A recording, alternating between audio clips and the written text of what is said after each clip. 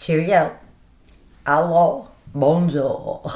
Okay, so look, we're going to make this room my studio. Isn't that kind of cool? Funny. This was my daughter's room, but she has now relocated to Florida. Lucky little wench. But okay, before I start, I'm going to tell you, I'm becoming obsessed with the Michael Dunn case. I'm the kind of person, I like to always be busy and doing something. And I have background noise. My background noise is my YouTube. I just always have something playing. So right now I'm listening to the trial and his testimony. And this dude got everything he deserved. He got life in prison. He's in Oregon State Prison right now. I will write him a letter. I have a couple of inmates I'm going to write. And if you're familiar with the Mike Williams case, Brian Winchester and I corresponded many times. And then I made a mistake of asking him a component about the case, and he hasn't written me back. So it's been a few months. I'll probably shoot him a card and see if I can rekindle that relationship. I wasn't really looking for gossip or juice on the case. A mentor lawyer brought something up that really I just kept thinking about. So anyway, okay. Remember, I'm on the polygraph. Chris talks about his father being his hero, his best friend.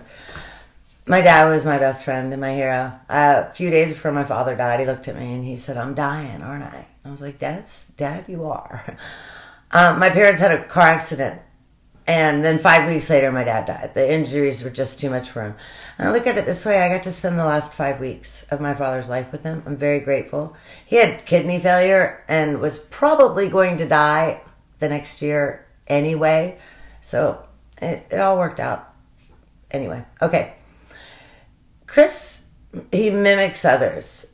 And I guess I say this because she brings up something and he just repeats her. But my main point was, even in Wisconsin. Okay, she says, did Shannon hurt the girls? And so he goes with that story. We all know that. My friend Brooks thinks that Shannon did kill the girls. I do not. I think he did it. Had Shannon killed the girls, he'd have his perfect out. Call 911. Hey, my see you in Toledo wife, or my see you next Tuesday. Someone commented that. Wife murdered my children. Get over here right now. And he's got his out. Hey, I can have a new life with Nikki. The world, of course, everyone hears about the story. He's a hero. They can't believe what an evil, nasty bitch Shannon was, that she would murder her children. So that's why I don't believe that at all. I think he's the monster that we all think he is.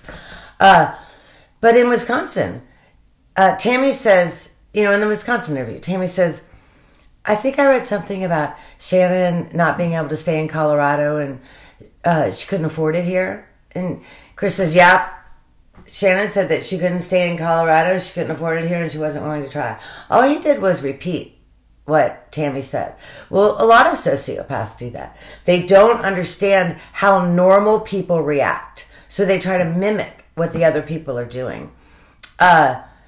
Shelly Michael, that went in West Virginia, that gave her husband that rock-uronium. So he sat there for, they say, about 13 minutes, wide awake, watching himself die. There was no fire going on or anything at that point.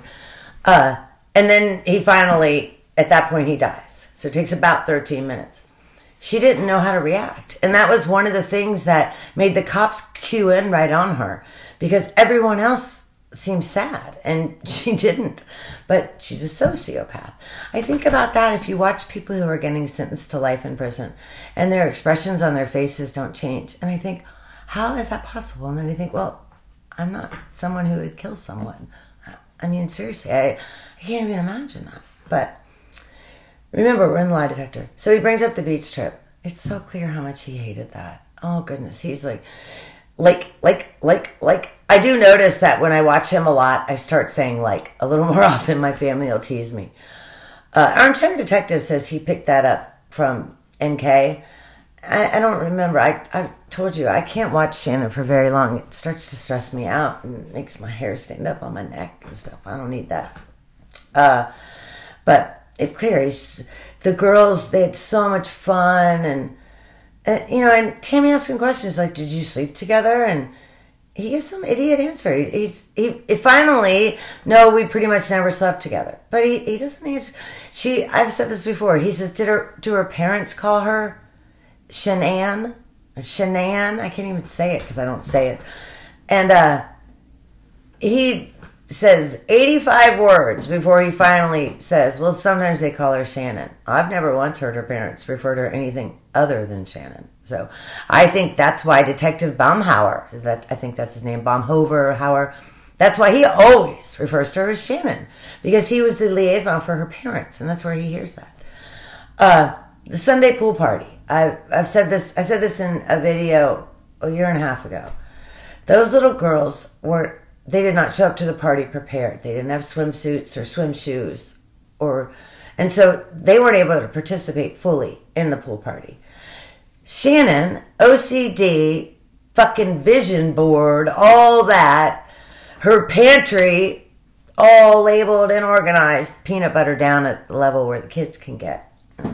Don't tell anybody about that. It's in the photos, but she doesn't tell Chris that girls need bathing suits and water shoes. She didn't tell him on purpose because she didn't want those girls to have that much fun without mom being there.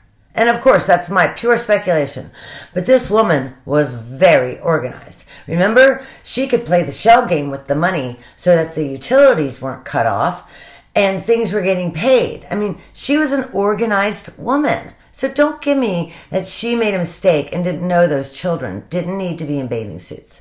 It was also they wouldn't have as much fun without her being there. I'm going to get ready to shut this down and go into a second or a third part, I guess, on this.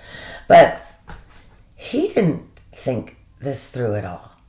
He didn't. We know he made the dumb call to Primrose. I think in Wisconsin, Tammy says, what were you going to do when you got home? And he pretty much says he didn't know. He didn't think. Lauren Arnold, one of the first things she says to him, he says, I've called everyone. And she looks right at him and says, you didn't call me. You know, I'm her best friend. I live in the same town. You're looking for your wife and you don't call me?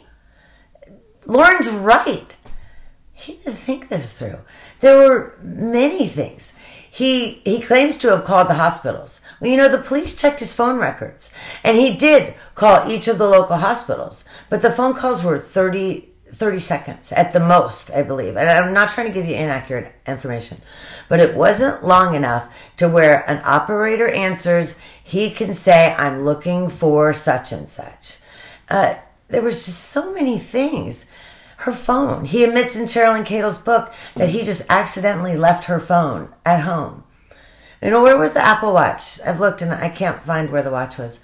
But what was he going to do with her phone? And this is a man who knew she lived by her phone because he complained that they would be in bed and they would be watching TV in bed. I don't want a television in my bedroom. That's just, no, your bedroom's for sleep, for relaxing. It's not for watching TV. And if you have a TV in your bedroom, more power to you. I don't care. I'm just telling you, if you and I ever hook up, we're not having a television in the bedroom. You're going to have to compromise on that. But he complained that she would sit in bed like this. Ronnie complained when she was in North Carolina. He said she never put the phone down. I understand that. You know, my man's almost 10 years older than I am. He's a little different generation with the phone. My parents were 27 and 24 years older. My father didn't understand the phone at all. He just, wow. Well, I finally got him an iPad so he could watch Judge Judy during dialysis, and that just amazed him. But I pretty much had to write down the step by step. It was just too much for him. I've told you he called me once because he couldn't figure out how to turn on the internet. Okay, I'm going to shut this down. I want your comments, please. Many of you have told me that I say, if you're still watching right now, I'm shocked. Well, I really, really am. And thank you very much. And a couple people commented that they have ads on my videos now, so I've been monetized. Yes, I have. Wow. I told my 20-year-old, someday I might make money on YouTube. And she's much taller than I am. Looks down at me and starts laughing in my face. I'm on iFunny. I love memes. Well, I've been featured on iFunny. So my 20-year-old tells all her gamer friends, like, my mom's been featured on iFunny, and now she's getting paid for YouTube. Mom's got cred. Okay, please hit like, hit subscribe. God bless America.